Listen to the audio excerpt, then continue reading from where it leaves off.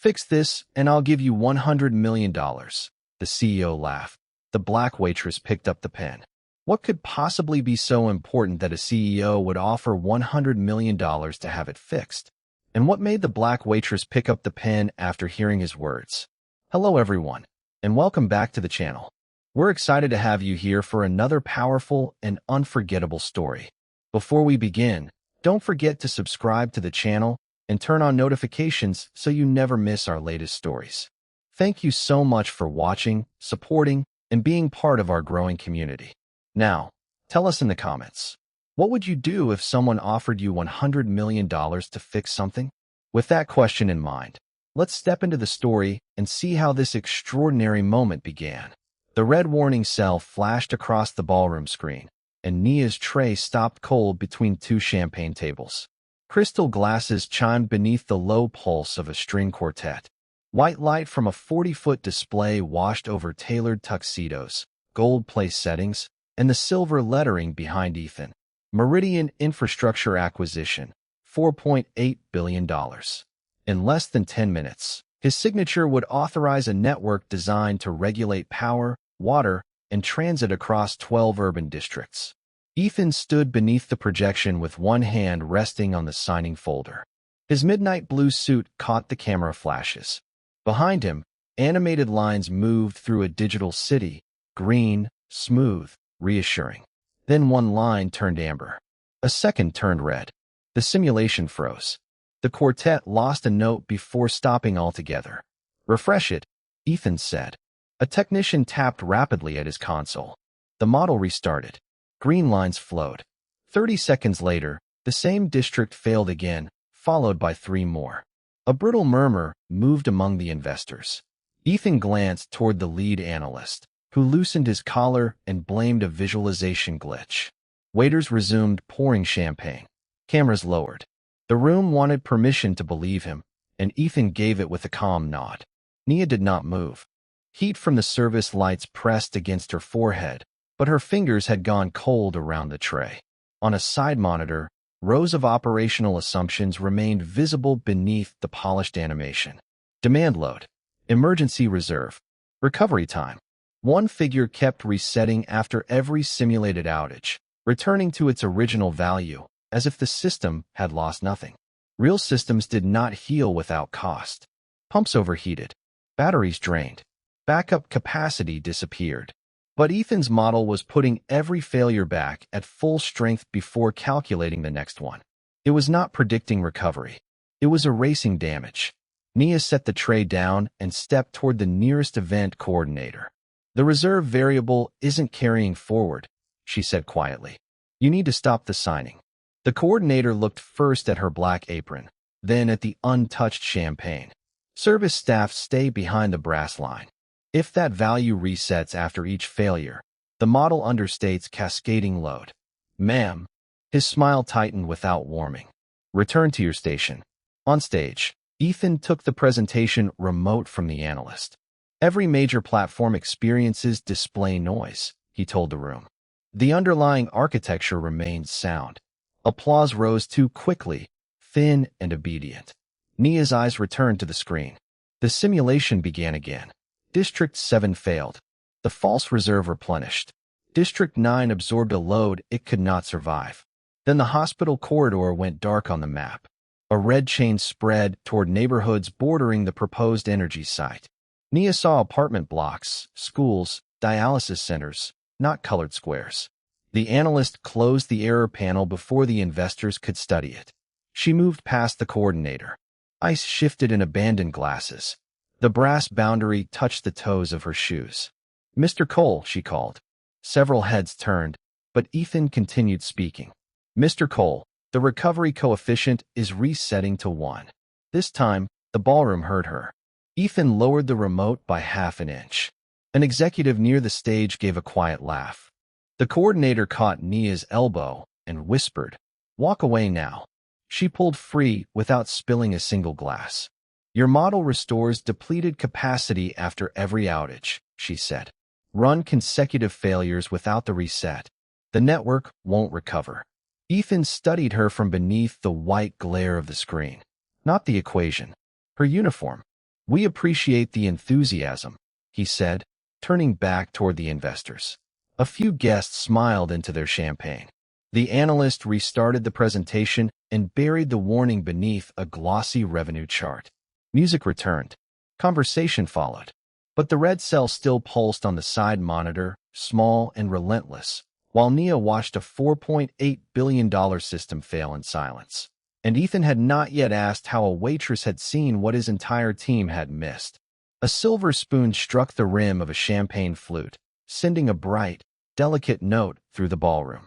Under the cold wash of the projection screens, Nia stepped past the coordinator and approached the analyst station. Ethan's hand tightened around the remote. "Since you're determined to interrupt," he said, "show us exactly what you think my team missed." The investors turned in their chairs. Silk whispered. Ice clicked inside Crystal. Nia did not touch the keyboard. Instead, she pointed to a narrow column half hidden beside the revenue forecast. "Reserve carryover," she said. "Cell R217. The analyst glanced at Ethan before enlarging it. A decimal string appeared, 1.0000. Perfect capacity. Perfect recovery. Every time. That variable should decline after each consecutive outage, Nia said. Her fingertip hovered inches from the glass. But your model sends it back to 1 before the next failure begins. Ethan shifted his attention from her uniform to the number. Only for a second. Then the practiced smile returned. A reset parameter, he told the room, lifting his microphone. Our guest has discovered that software contains settings. Laughter rolled across the tables, polished and obedient. Nia lowered her hand, but she did not retreat. The air conditioning brushed cold against her damp collar. Behind her, the coordinator's shoes tapped sharply across the marble, stopping close enough to warn without speaking. Ethan walked toward the screen. "Tell me," he said, making his voice warmer for the investors.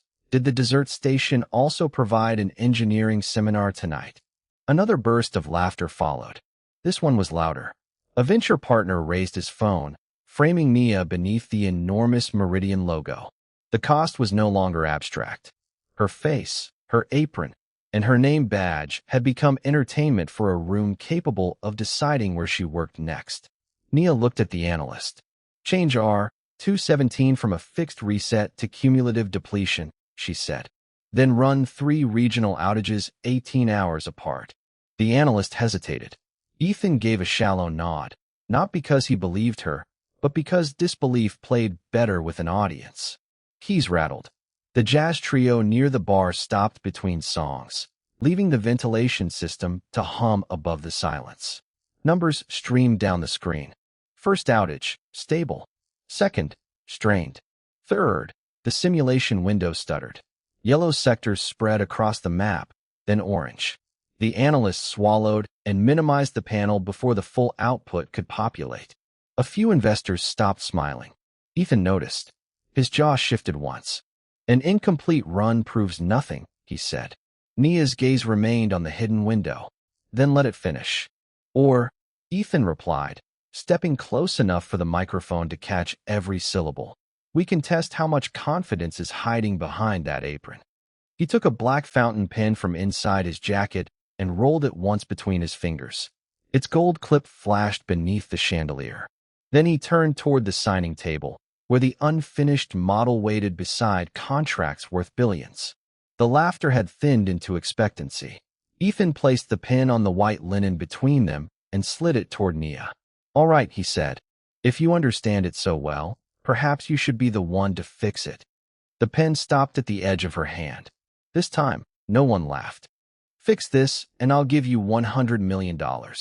Ethan's voice rolled through the ballroom speakers, smooth and amused, as the black fountain pen completed its slow slide across the white linen. Crystal chandeliers burned above the signing table. The air smelled of chilled champagne, beeswax, and overheated circuitry from the display wall.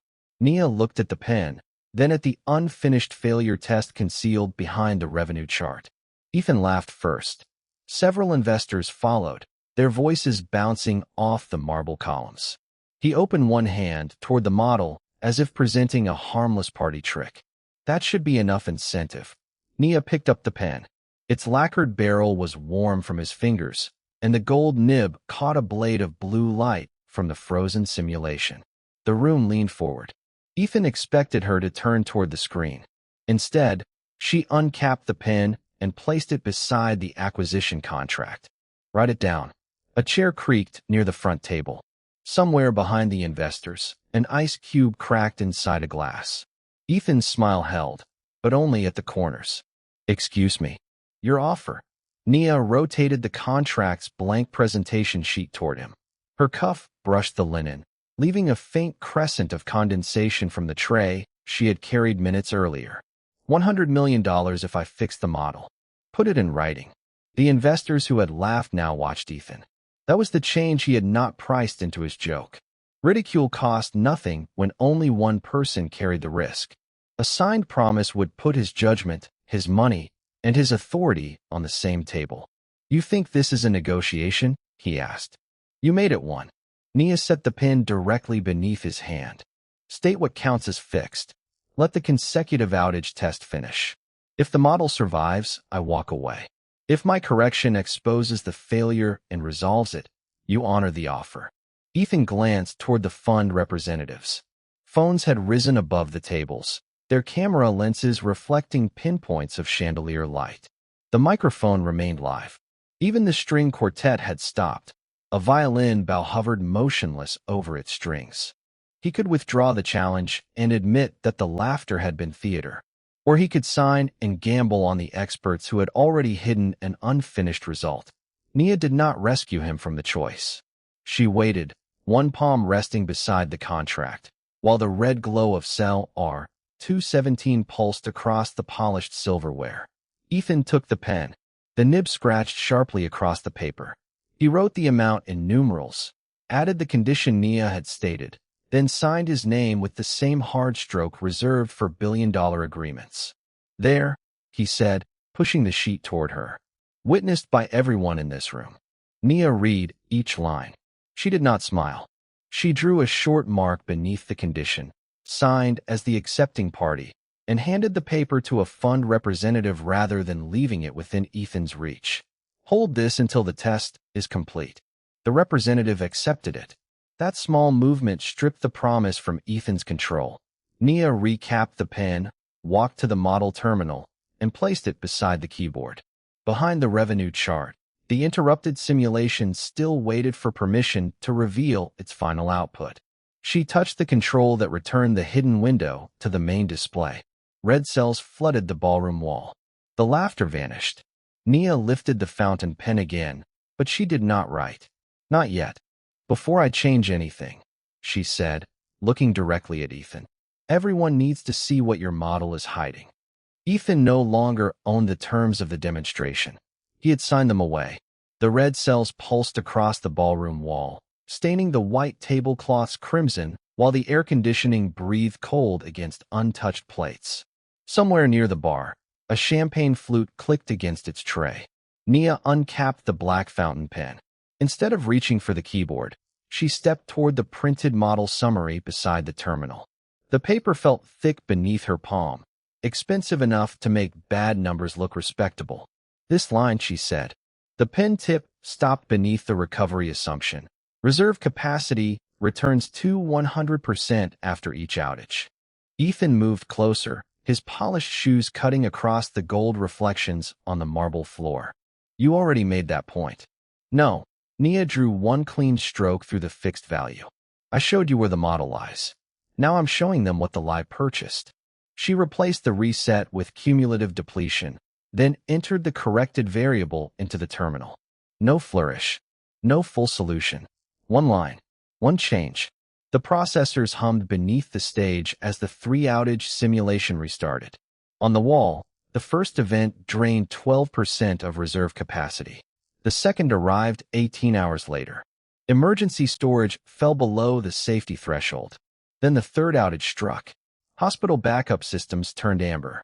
Water pumping stations went red. 2 surrounding counties lost modeled power for 47 hours.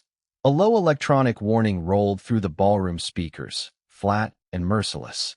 Ethan reached toward the analyst's keyboard. Freeze the display. The analyst's hands remained suspended above the keys. Ethan's signed promise rested with the fund representative, and every phone in the front row was pointed at the screen. Nia tapped the revenue tab. The glowing profit figure did not disappear. It split open. The acquisition's projected margin had been calculated without the replacement power, emergency crews, regulatory penalties, or mandatory reserve upgrades triggered by consecutive failures.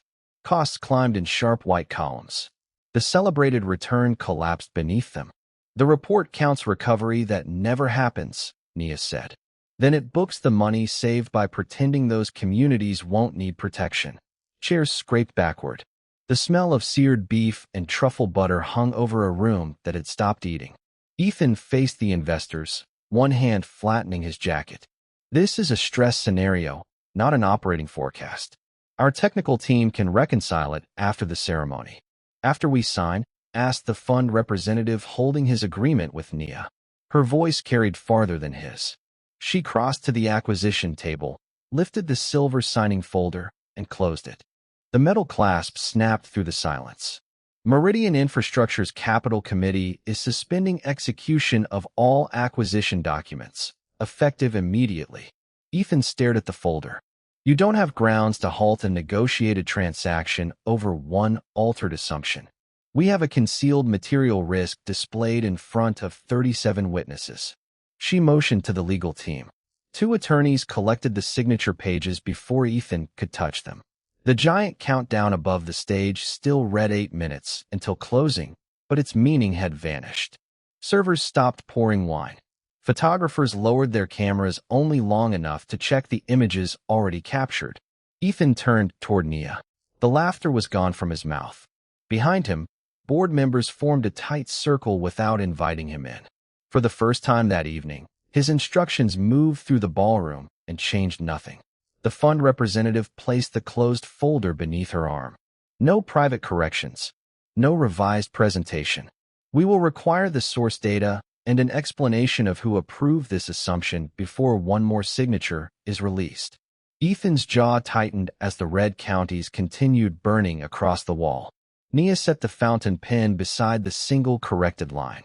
She had not fixed his model. She had made it impossible for him to sell the damage as profit. And now the room wanted to know what the original data would reveal. 5 minutes, Ethan said, his voice nearly swallowed by the nervous clink of silverware being cleared from abandoned tables. Cold air spilled from a service corridor as he held open a walnut-paneled door, exposing a private salon beyond it. The room smelled of leather, espresso, and expensive cologne. Nia remained beneath the ballroom's white lights, one hand resting beside the black fountain pen. No cameras, Ethan added. No attorneys. Just a conversation. Nia glanced toward the fund representative, who still held the written agreement beneath her arm, then followed Ethan only as far as the doorway. She did not cross the threshold. Inside, he placed his phone on a marble console and opened a banking screen. Name a number. The muted jazz had stopped. Beyond the doorway, 37 witnesses shifted closer without appearing to move. You already named one, Nia said. That was before you disrupted a transaction. Ethan lowered his voice. This is not about the challenge anymore. I can arrange a consulting payment tonight. Enough to make the rest of your life easier. You withdraw your conclusions, call the simulation preliminary, and let my team review the model privately. A ventilation fan hummed above them. Nia's shoes pressed into the thick carpet at the threshold, but she kept one heel on the ballroom's polished floor. How much does silence cost when the failure reaches a hospital? Ethan's thumb stopped above the screen. You don't understand what happens if this deal collapses. I understand what happens if it doesn't. She turned from the offered phone and walked back to the display table. That movement changed the room more completely than any order Ethan had given. Investors stepped aside. The fund representative approached. Nia took a clean legal pad, drew 3 columns, and wrote in firm block letters. Hospitals, water systems, residential zones. The corrected assumption proves the public report is unreliable, she said. It does not prove which communities carry the highest risk. For that, I need the original outage logs, maintenance records, reserve dispatch files, and the unedited regional load data. Ethan came after her, his cuff links flashing beneath the chandeliers. Those records contain protected commercial information. Then protect them with counsel present, Nia replied. But examine them here, in front of the fund, with every change logged. She pushed the pad toward the representative rather than toward Ethan. No private room. No revised deck. No payment to me. Public verification. The representative read the list once, then removed her phone and called the fund's legal counsel. Issue a preservation notice, she said. Freeze all acquisition model files and request the source data exactly as listed. Ethan's chief analyst reached for his laptop. The representative covered its lid with one palm before he could close it. Nothing is deleted. Nothing is updated. The laptop fan whined against the sudden quiet. Ethan looked at Nia across the signing table. A few minutes earlier, he had treated money as the final argument. Now his offer hung uselessly in the chilled air, and the woman he had tried to buy had made the evidence more valuable than the prize. If the files leave this building, he said, each word measured, thousands of jobs could be affected. Nia tapped the first column with the fountain pen. If the truth stays in this building, thousands of lives could be. The fund representative ended her call and faced Ethan. The source data room opens in 20 minutes. Your company will provide full access, or Meridian will refer the concealment issue to regulators before midnight. Nia placed the pen between them. This time, Ethan did not slide it back. Upstairs, secure servers were being locked against alteration. Down in the ballroom, the question was no longer whether Nia could finish the model. It was whether Ethan would unlock the records that might prove who had broken it. The rip of Velcro cut through the ballroom's low murmur. Under cold chandelier light, the catering manager stripped the silver name badge from Nia's apron, leaving 2 bent threads where it had been pinned. The air smelled of burnt espresso and gardenias crushed beneath hurried shoes. You embarrassed a VIP client and disrupted a private event, the manager said, holding out an open hand. Turn in your access card. You're terminated, effective immediately. Nia looked at the card clipped beside her order pad. That narrow piece of plastic had bought prescriptions, lab work, and another month of her mother's hospital payment plan. Beyond the manager's shoulder, attorneys hurried toward the elevators while the fund representative stood guard beside the chief analyst's laptop. 15 minutes remained before the source data deadline. I was instructed to report safety hazards, Nia said. Not to humiliate paying guests, the manager replied. Your final check will be mailed. Nia unclipped the card. The plastic clicked against his palm. No argument. No plea. Just the clean sound of a door closing. Ethan had crossed the ballroom expecting another fight over access and found something worse. Nia folding her apron on the polished edge of a service card. Her phone lit beside it. St. Matthew Medical Center. Payment reminder. $6,420 due Friday. She turned the screen face down, but not before Ethan saw the amount. His gaze moved from the message to the badge in the manager's hand. Did you authorize this? He asked. Your executive office requested that disruptions be contained, the manager said. We protect our clients. The phrase landed with the weight of Ethan's own language. Contain the damage. Protect the transaction. Keep the room controlled. An hour earlier, his laughter had given everyone permission to treat Nia's judgment as entertainment. Now that laughter had become a termination form, a surrendered access card, and a hospital bill she could no longer cover. Give her the job back, Ethan said. Nia slid the folded apron onto the card. No, the manager stared at her. Ethan did too. If he can return it with one sentence, she said, someone else can take it away with one phone call. From inside her server's notebook, she removed a thick packet secured with a brass clip. The pages carried timestamps, equations, outage sequences, and handwritten annotations pressed so firmly into the paper that the ink had marked the sheets beneath. This was not another demand.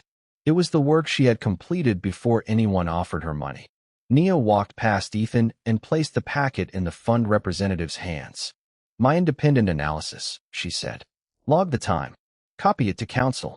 Do not return the original to Meridian or Mr. Cole's company. The representative checked the ballroom clock, signed across the packet's seal, and handed it directly to outside counsel. Entered at 10:47 p.m. Preservation chain begins now. With that action, Nia gave up the last leverage she could have sold. The analysis no longer belonged to a private negotiation. It could not buy back her uniform or postpone her mother's bill. It had become evidence. Ethan reached for the black fountain pen still resting on the signing table, then stopped before touching it. The promised fortune had once sounded enormous. Beside the folded apron, it looked cheap. A security light above the elevator changed from white to amber. 10 minutes remained. The fund representative faced Ethan. Unlocked the source data room. Ethan looked at Nia, but she was already gathering her coat. "If I open it," he said quietly, "there may be no company left to save." Nia paused beneath the amber light. Then decide whether the company deserves to be saved more than the people it put at risk. The elevator bell sounded. Ethan remained beside the pen, staring at the sealed analysis now moving toward counsel, and at the access card that had paid the first real price for his joke. 9 minutes remained, and this time the choice was his. A printer inside the fund representative's case began feeding paper with a dry mechanical whisper. Warm chandelier light slid across the first page, while cold air from the open elevator stirred the corner of Nia's folded apron.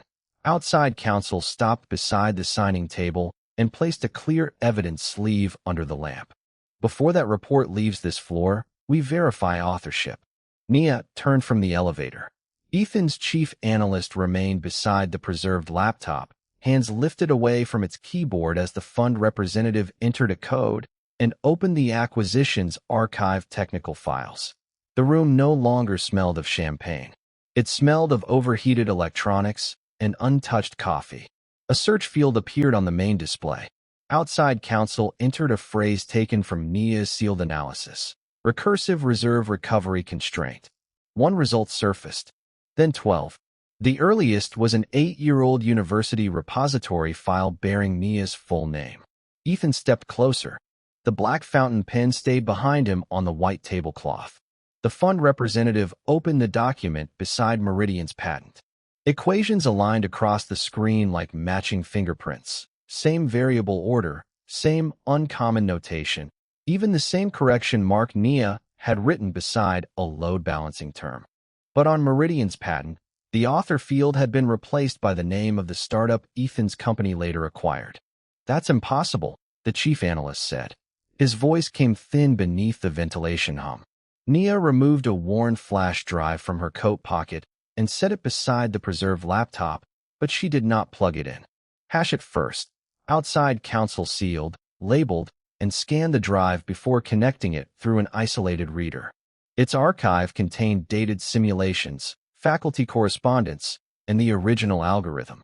The record was plain enough to fit inside 2 sentences. Nia had developed the foundation model while at university. After she left school to care for her mother, the startup commercialized her work, removed her name, and altered the reserve logic without understanding why its limits existed. Ethan looked from the old file to the wall of red failure cells. "Meridian bought that startup." "Your company bought the model," Nia said. "Not my permission." No one laughed. The fund representative pulled the acquisition history.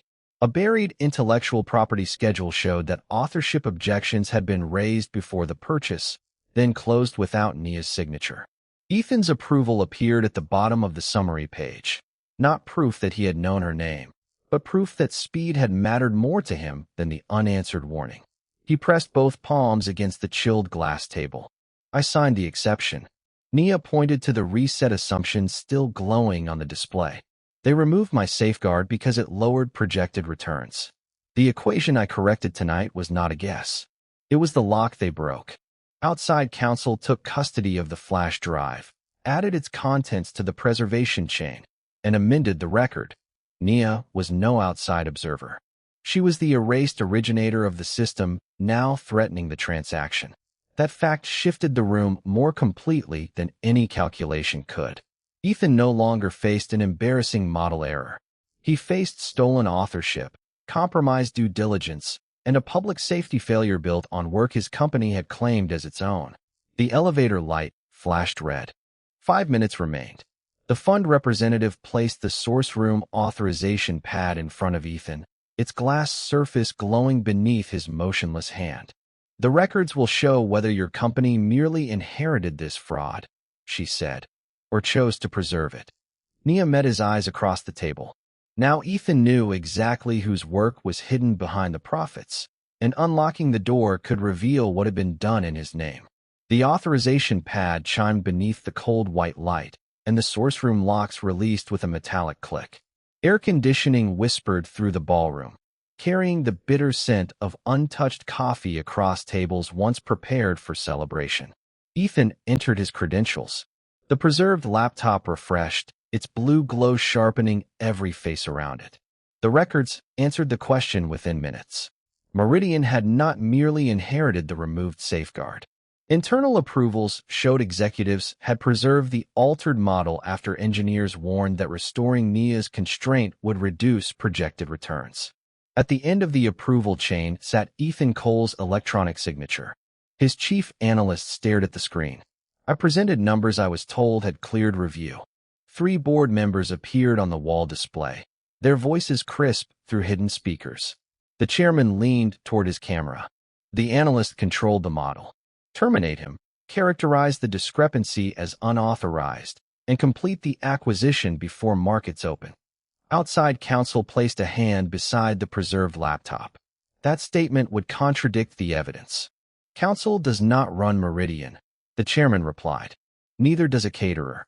Nia stood near the sealed doors without her access card, the fabric of her uniform rough beneath her folded hands. She did not answer the insult. Ethan looked from the board to the signature that had made ignorance profitable. "What happens if I accept your plan?" The chairman's pause was barely audible. "You retain your position. The transaction survives." "And her authorship?" "A separate settlement. Confidential."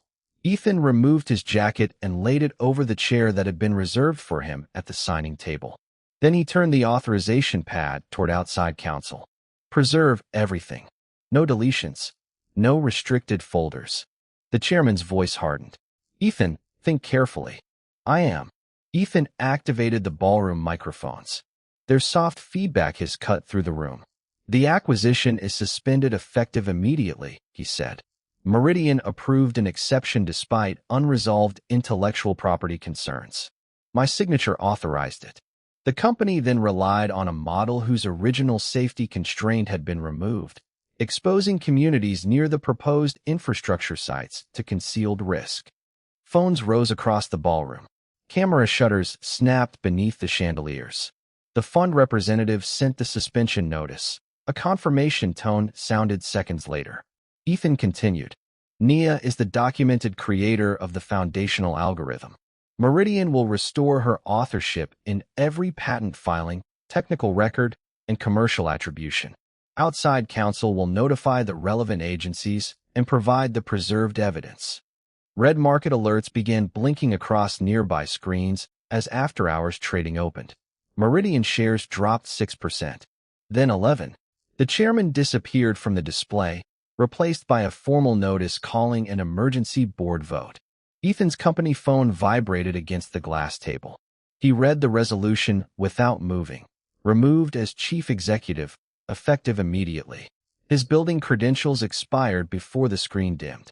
Nia watched him slide the phone beside the unsigned $4.8 billion agreement. No applause came. Only ventilation, camera shutters, and the faint scrape of his chair as he stepped away from it. "You were willing to pay for a solution when you thought it was a joke," Nia said. "What are you willing to do now that you know what it costs?" Ethan glanced at the written promise still resting near the pen, then at the correction that had exposed everything. "Honor it," he said.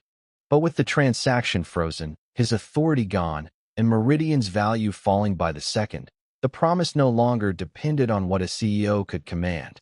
It depended on what a man without the title would surrender next. Cold air spilled from the ceiling vents, stirring the written promise beside the abandoned acquisition papers. Camera shutters clicked in the white ballroom light, while untouched coffee cooled into a bitter smell. After a long silence, Nia drew the document toward her. Ethan expected a demand. Instead, she placed the pen across his signature. $100 million won't repair what was taken from me, she said. And I won't become another asset you purchased to quiet your conscience. The Meridian board chairman shifted near the dark presentation screens. Outside counsel stopped sealing evidence boxes and looked up. Nia turned the paper over and wrote 3 conditions on its blank side. A permanent public attribution of the algorithm to its rightful creator, an independently governed safety fund for every community affected by Meridian's suspended project, and a legally binding transfer of value equal to the promise Ethan had made. Not to her bank account, to the people who would have carried the risk while investors collected the return. You offered a prize for fixing a number, she said. The real solution is fixing who pays when powerful people get the number wrong. Ethan no longer had corporate authority, and Meridian's board refused to release $1. The chairman folded his arms. You cannot pledge company assets. You do not represent Meridian. No, Ethan said. I represent myself. The words landed without amplification. He removed his personal phone from the table and called his attorney. Under the warm glare of the chandeliers, he instructed the attorney to liquidate his Meridian shares, surrender his severance claim, and place his private investment holdings into an irrevocable community safety trust. The estimated value appeared on the phone screen, $103.7 million after taxes and transaction costs. The chairman stepped forward. Those holdings are your future. Ethan's thumb hovered above the authorization button. They were built on work carrying her erased name. He pressed it. A soft electronic tone crossed the room. Small. Final. Outside counsel reviewed the confirmation, then attached it to the preserved record. The fund representative's formal notice followed minutes later. The acquisition would remain suspended until the model was rebuilt under independent oversight, with Nia recognized as its original author and technical authority. Ethan signed away any personal claim to the corrected system. Nia then made the choice no one in that ballroom could make for her. She signed the trust charter, not as a waitress receiving charity, but as its founding steward, and required that every future deployment publish its safety assumptions in language local residents could understand. Her mother's hospital bill would be paid through a transparent compensation agreement for 8 years of stolen authorship, reviewed by outside counsel rather than offered as a favor. The catering manager quietly approached with Nia's confiscated access card. Nia looked at the cheap plastic rectangle, its scratched magnetic strip catching the gold light, then closed the manager's hand around it. I don't need permission to leave this room anymore. The doors opened. Cool night air entered with the distant pulse of Manhattan traffic. Ethan stood without a title, without his fortune, and without the chair that had once made everyone listen. Nia stood beside the equation that now bore her full name. She did not thank him for returning what was hers. She extended her hand because, at last, he had stopped trying to own the solution and accepted its cost. He took it. $100 million had been offered as a joke, but dignity turned it into justice.